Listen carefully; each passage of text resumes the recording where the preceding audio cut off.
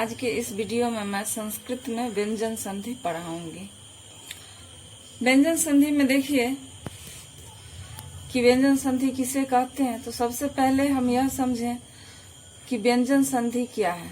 तो स्वर या व्यंजन वर्णों के कारण व्यंजन वर्ण में जो विकार या परिवर्तन होता है उसे व्यंजन संधि कहते हैं। इसके प्रमुख नियम निम्नलिखित है। अब आप समझ गए कि व्यंजन किसे कहते हैं। तो स्वर या व्यंजन वर्णों के कारण व्यंजन वर्ण में जो परिवर्तन होता है उसे हम व्यंजन संधि कहते हैं। अब देखिए इसका कुछ नियम है, इसके नियम के बारे में समझिए।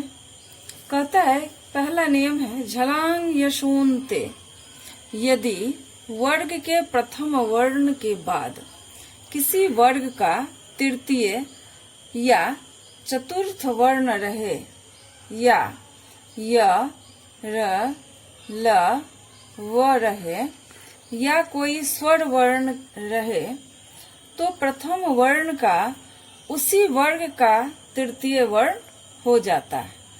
उदाहरण में देखें कि कैसे होता है। अब यहाँ देखिए, जैसे है दिक जोर गजा। तो यहाँ देखिए कहता है कि जब भी यहाँ किसी वर्ग का तीसरा या चतुर्थ वर्ण रहे या कोई स्वर रहे या य, र, ल, व रहे तो इस वर्ण के स्थान पर इसी वर्ग का तीसरा वर्ण हो जाता है। जैसे यहाँ दिक जोर गजा बराबर दिग्गज हो गया। तो यहाँ देखिए इस वर्ग का तीसरा वर्ण यहाँ हो गया अर्थात दिग्गजा। यहाँ देखिए दिक जोर अम्बरा। तो यहाँ वही बात है, यहाँ पर दिक जोर अम्बरा है, यहाँ स्वर है, लेकिन यहाँ पर इसी वर्ग का तीसरा वर्ण हो गया। जैसे यहाँ पर दिक जोर अम्बरा बराबर दिगंबरा, सत जोर उक्ति बराबर सदुक्ति, जगत जोर ईशा बराबर जगदीशा, अच जोर अंता बराबर अजंता। यहाँ आप यहाँ भी देख रहे हैं कि अच जोर अंता है, यहाँ च है और यहाँ स्वर है। तो यहाँ पर इसी च का यानी च वर्ग का तीसरा वर्ण यहाँ हो गया अर्थात अजंता हो गया। अब देखिए यहाँ है समः सुटी। इसका देखिए क्या है, यदि सम के बाद कृ धातु से निष्पन्न कोई शब्द हो तो म का अनुस्वार हो जाता है एवं स का आगमन हो जाता है। जैसे सम जोर कारा बराबर संस्कारा। यहाँ देखिए सम जोर कारा, यहाँ सम है, यहाँ म का यहाँ अनुस्वार हो गया और यहाँ पर स का आगमन हो गया अर्थात संस्कार हो गया। अब यहाँ है सम जोर कृति बराबर संस्कृति। इस प्रकार देखिए कि जब सम के बाद कृ धातु था तो यहाँ पर हम म के स्थान पर अनुस्वार दिए और स का आगमन हो गया। इस तरह हम इसका संधि करते हैं। अब आइए तीसरा इसका जो नियम है इसके बारे में हम जाने कि तृतीय नियम क्या कहता है। यदि वर्ग के प्रथम वर्ण के पंचम वर्ण आए तो प्रथम वर्ण के स्थान में उसी वर्ग का तृतीय या पंचम वर्ण हो जाता है। जैसे वाक जोर मया बराबर वांग मया। यहाँ देखिए वाक है, क जोर वाक है तो क है। तो यहाँ पर जब हम तो यहाँ देखिए जैसे वाक जोड़ मय है तो यहाँ पर पंचम वर्ण है, यानी यह जो है सो प का पंचम वर्ण म है। तो यहाँ जब पंचम वर्ण होता है तो इस वर्ण का भी पंचम वर्ण ही आ जाता है, अर्थात क का पंचम वर्ण अंग है। इस तरह से यहाँ वांगमय हो गया। इसी प्रकार यहाँ उत जोड़ नति है।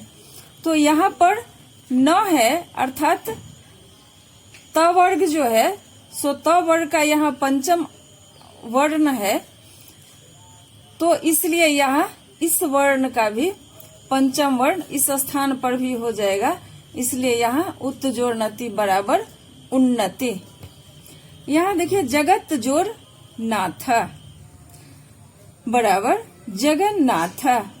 यहाँ भी वही चीज हुआ कि यहाँ पर न है, अर्थात यह पंचम वर्ण है। त का पंचम वर्ण, तवर्ग का पंचम वर्ण न है, इसलिए यहाँ त जो है सो त के स्थान पर इसका भी पंचम वर्ण आ जाएगा, अर्थात जगत जोड़ नाथ जगन्नाथ।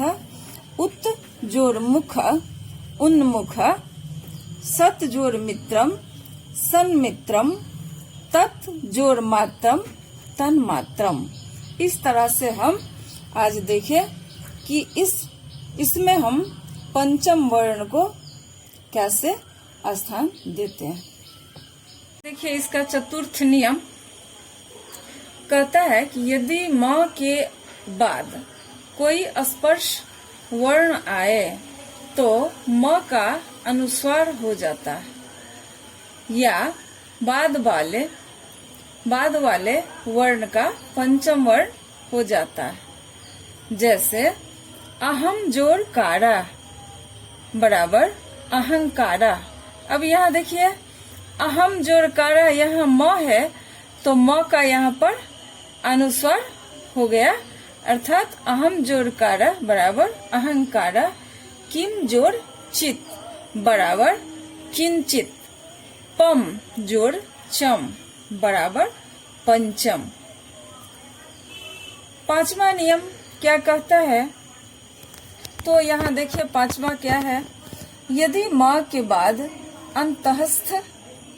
अंतस्थ या उष्म वर्ण हो तो म के स्थान में अनुस्वार हो जाता है। जैसे सम जोड़ योग बराबर संयोग, सम जोड़ सारा बराबर संसारा। यहाँ म है तो म के स्थान पर यहाँ अनुस्वार में बदल जाता है, अर्थात समजोड़ योगा संयोगा, समजोड़ सारा बराबर संसारा। अब इसका छठा नियम क्या कहता है, यदि स के बाद तालव्य श या चवर्ग रहता है तो दंत स का तालव्य श हो जाता है। जैसे रामस जोड़ शेते, अर्थात रामस जोड़ शेते बराबर रामस शेते। रामस जोड़ चिनोती बराबर रामस चिनोती। इसी का दूसरा नियम है, यदि तवर्ग के बाद चवर्ग रहता है तो तवर्ग का चवर्ग हो जाता है। यहाँ देखिए जैसे उत जोड़ चारणम बराबर उच्चारणम। यहाँ त है तो आपने पहले पढ़ चुका है कि यदि तवर्ग के बाद चवर्ग रहता है तो तवर्ग का चवर्ग हो जाता है, अर्थात यहाँ च वर्ग है, इसीलिए इस स्थान पर भी च वर्ण ही आ गया, अर्थात उत जोड़ चारणम बराबर उच्चारणम। उत जोड़ ज्वला, यहाँ ज है तो यहाँ पर ज, अर्थात यह भी चवर्ग है, इसीलिए यहाँ पर त के स्थान पर ज हो गया, अर्थात उत जोड़ ज्वला बराबर उज्ज्वला। सत जोड़ चरित्रा बराबर सच्चरित्रा। इस प्रकार हम संधि करते हैं। और इसके और कुछ नियम हैं जो हमने वीडियो में नहीं दिखाया है, आप इसे किताब से पढ़ सकते हैं। धन्यवाद।